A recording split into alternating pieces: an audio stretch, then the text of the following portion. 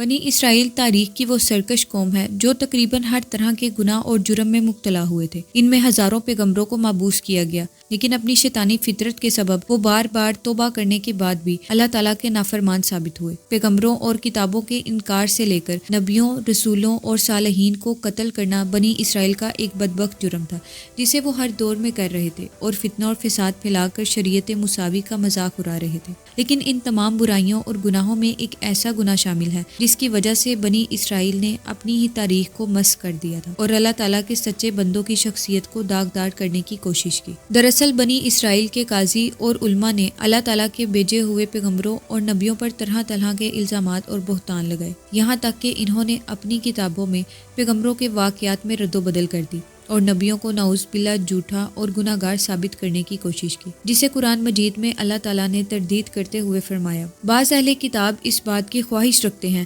کہ تم کو گمراہ کر دیں، مگر دراصل یہ اپنے آپ کو ہی گمراہ کر رہے ہیں۔ اسی طرح ایک اور مقام میں اللہ تعالیٰ فرماتے ہیں، ہم نے ان پر لعنت کی اور ان کے دل سخت کر دیے، وہ اللہ کی باتوں کو ان کی جگہ سے بدل دیتے ہیں اور انہوں نے نصیحتوں کا بڑا حصہ بلا دیا جو انہیں کی گئی تھی۔ لہٰذا بنی اسرائیل نے تورات، زبور اور انجیل میں موجود اپنی نبیوں کی شخصیت کو بگاڑنے کے لیے ان کی طرف جھوٹے واقعات گڑنا شروع کیا اور ان پر طرح طرح کے الزامات لگائے گئے۔ انہی الزامات و بہتان میں ایک بہتان حضرت داؤد علیہ السلام پر لگایا گیا تھا، جو اللہ تعالیٰ کے جلیل القدر پیغمبر اور بادشاہ تھے۔ تورات کے الفاظ میں یہ واقعہ کچھ یوں بیان کیا گیا ہے۔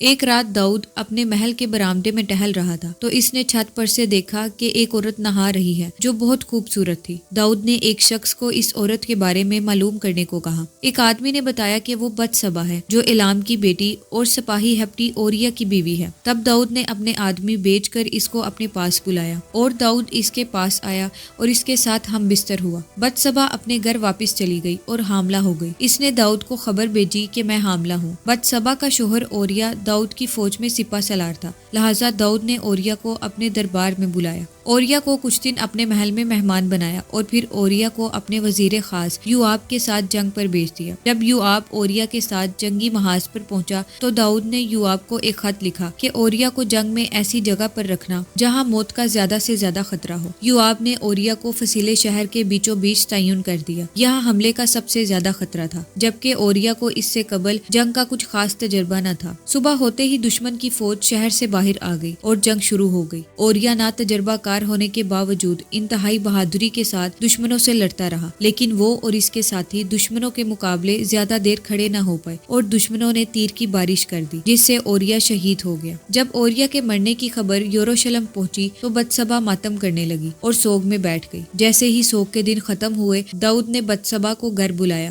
اور اس سے شادی کر لی۔ کچھ عرصے بعد اس نے ایک لڑکے کو بھی جنم دیا، لیکن داؤد کا یہ کام خداوند کی نظر میں برا تھا۔ باب شمول کے مطابق داؤد کے اس گناہ پر خداوند خدا نے اسے سزا دینے کا فیصلہ کیا۔ ان دنوں ناتن نبی جو کہ یروشلم میں تھے، وہ خداوند کے پیغام کو لے کر داؤد کے پاس آئے اور داؤد سے کہا کہ خداوند کہتا ہے کہ میں نے تجھے مقام و منزلت عطا کی، تجھے یروشلم کا بادشاہ بنایا، تب بھی تو نے یہ گناہ کیا۔ میں تو تجھے اور دینے والا تھا، لیکن تو نے خداوند کی نافرمانی کر کے یہ برا کام کیا۔ تو نے ایک شخص کو مروایا، اس لیے یہ عذاب تیرے گھر میں ڈالوں گا۔ کچھ دنوں بعد بتسبا سے داؤد کا پہلا لڑکا پیدا ہوا اور بیماری میں مبتلا ہو گیا، پھر کچھ ہی دنوں میں وہ مر گیا۔ اس کی موت سے داؤد سمجھ گیا کہ خدا اس سے ناراض ہے اور یہ اس عمل کا انجام ہے جو اس نے ماضی میں کیے تھے۔ بچے کی موت کے بعد داؤد نے روزہ رکھا اور خداوند کے سامنے سجدے میں گر گیا۔ وہ پچھتا رہا تھا اور خداوند سے معافیا مانگنے لگا۔ داؤد نے سچے دل سے ایماندار ہو کر خداوند کے سامنے اپنی غلطی کو تسلیم کیا اور توبہ بھی کی، لہٰذا خداوند نے اس کی توبہ کو قبول کیا اور اسے دوسرا بیٹا عطا کیا